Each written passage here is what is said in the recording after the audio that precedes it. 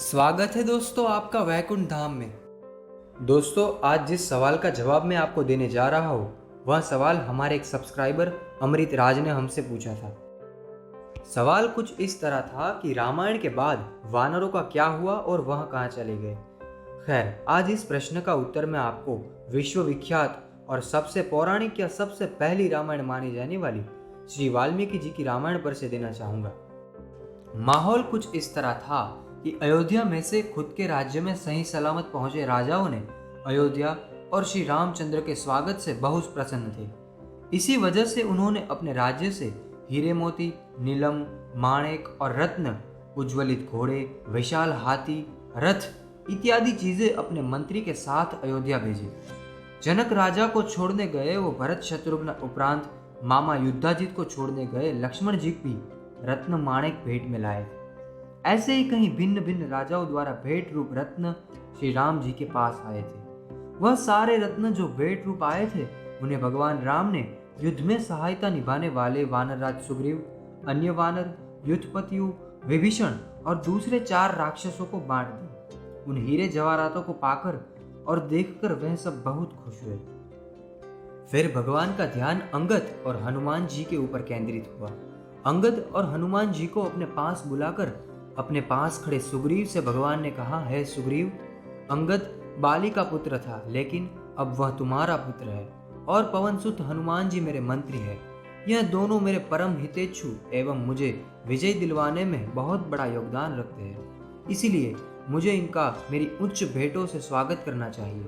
इतना ही बोलकर भगवान श्री राम ने खुद पहने हुए बहुमूल्य आभूषण उतार कर प्रेम पूर्वक हनुमान जी तथा अंगद को पहनाए।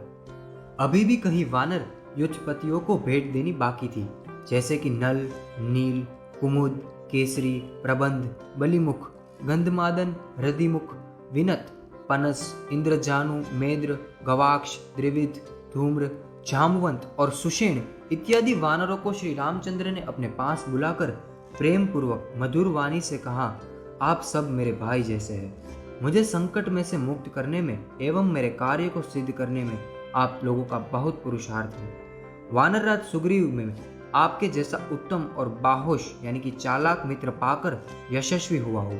इतना बोलकर धर्मात्मा श्री रामचंद्र उन सब को उनकी योग्यता के अनुसार हीरे मोती दिए और गले भी मिले। पुष्पक विमान द्वारा श्री रामचंद्र के साथ लंका से अयोध्या आए पीले शहद जैसे वर्ण काया वाले वानर एवं रीछ उत्तम चीजों का उपभोग कर रहे थे। उनके यहाँ आए 1 महीना से ज्यादा हो गया था, परंतु श्री राम के प्रति उनका प्रेम और स्नेह उनको वहां से जाने न दे रहा था। उनके यहाँ रहने से श्री रामचंद्र को भी खुशी हो रही थी। रीछों और वानरों अपनी इच्छा अनुसार अयोध्या तथा उसके आसपास के नगर प्रदेशों में घूमते थे, कोई भी उन्हें रोकता नहीं था। एक दिन श्री रामचंद्र राज्यसभा भरकर बैठे थे। उसी दिन राज्यसभा में राक्षसों, वानरों एवं रीछे भी मौजूद थे। उन सब में से वानरराज सुग्रीव को संबोध कर भगवान श्री राम ने कहा, हे वानर श्रेष्ठ, अब आप इन सब को साथ लेकर अपनी नगरी किष्किंधा जाइए और वहां के मंत्रियों के साथ मिलकर सुखरूप राज्य कीजिए। अंगद और हनुमान मेरी आंखों के तारे जैसे है, इसलिए इन पर निरंतर प्रीति रखिएगा और सर्व वानर उत्पत्तियों पर भी ऐसी ही भेदभाव रखिएगा। तदुपरांत जिन वानरों तथा रीछों ने मेरा कार्य की सिद्धि के लिए बलिदान दिया था, जो पीछे से सजीवन हुए हैं, उन पर भी प्रेम भाव रखिएगा। सद्भाव, सहयोग तथा प्रेम पूर्वक राज्य की आबादी बढ़े, ऐसा कहकर श्री रामचंद्र ने वानरराज सुग्रीव के गले मिले। फिर राक्षस राज विभीषण को अपने पास बुलाकर भगवान श्री रामचंद्र ने कहा, अब आप लंकापति है, इसलिए अपने मंत्रियों के साथ मिलकर धर्मनीति पूर्वक आप लंका में राज्य कीजिए। आपको सब धर्मात्मा मानते हैं तो आप कभी अधर्म के मार्ग पर न चलिएगा।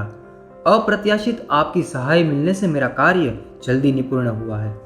इस बार सब ने फिर से मिलकर श्री रामचंद्र जी की जय जयकार लगाई, फिर उनके गुणों की प्रशंसा करी। धन्य धन्य बोलकर श्री रामचंद्र जी को कहने लगे, है भगवान, आप सत्य, प्रतिज्ञावान, मर्यादा पुरुषोत्तम है। आपका स्वभाव बहुत ही उत्तम है, आपकी बुद्धि बहुत ही सतीज है और आपके पराक्रम अद्भुत है। अब पवन पुत्र हनुमान जी श्री रामचंद्र जी से कहने लगे, है भगवान, आपने मेरे प्रति जैसा प्रेम भाव रखा है वैसा निरंतर रखेगा। सदैव आपके प्रति मेरी भक्ति निश्वास रहे, ऐसा मैं मांगता हूँ। हे श्री रामचंद्र, इस पृथ्वी पर जब तक राम कथा सुनाई जाए तब तक मेरे प्राण टिके रहे। आपके इसी दिव्य चरित्र को स्वर्ग की अप्सराएं निरंतर मुझे सुनाया करे। प्रभु, इतनी ही मेरी इच्छा है। अपने भक्त पराक्रमी हनुमान जी के ऐसे वचन सुनकर श्री रामचंद्र उनके गले मिलकर कहने लगे, हे वायुसूत, तुम्हारी इच्छा मुझब ही होगा। संसार में जब तक मेरी कथा होती रहेगी तब तक हे हनुमान तुम कीर्तिमान होकर प्राण धारण करोगे, और जब तक लोक रहेगा तब तक मेरी कथा का पठन श्रवण होता रहेगा। तुम्हारे मुझ पर इतने उपकार है कि जिसका मैं ऋण कभी नहीं चुका सकता, इसीलिए वह सारे मेरे शरीर में ही समा जाए, ऐसा मैं चाहता हूँ। इतना बोलकर श्री रामचंद्र ने अपनी गर्दन में पहना हुआ अमूल्य हीरो का हार निकालकर हनुमान जी की गर्दन में पहना दिया। इससे हनुमान जी को इतना आनंद हुआ कि उनका मुख तेजस्वी हो गया। अब सब विदाई लेने वाले थे। भगवान श्री राम की आंखों में भी अश्रु थे, क्योंकि प्रियजनों का वियोग हो रहा था। ठीक उसी तरह सभी लोगों की आंखों में भी अश्रु थे। वह श्री रामचंद्र को प्रणाम करके वहां से विदाई लेने लगे। थोड़ी देर में वह सब अयोध्या से निकलकर अपने राज्य की ओर प्रयाण करने लगे। तो दोस्तों, इसी तरह सारे वानर अपने राज्य किष्किंधा और सारे राक्षस अपने राज्य लंका में चले गए थे। खैर दोस्तों, आज के लिए इतना ही। मैं आशा करता हूँ कि आपको अपना जवाब मिल गया होगा। अगर आपको ये वीडियो पसंद आया हो और आप इसी तरह के और वीडियो देखना चाहते हैं तो हमारे इस चैनल वैकुंठ धाम को सब्सक्राइब कीजिए।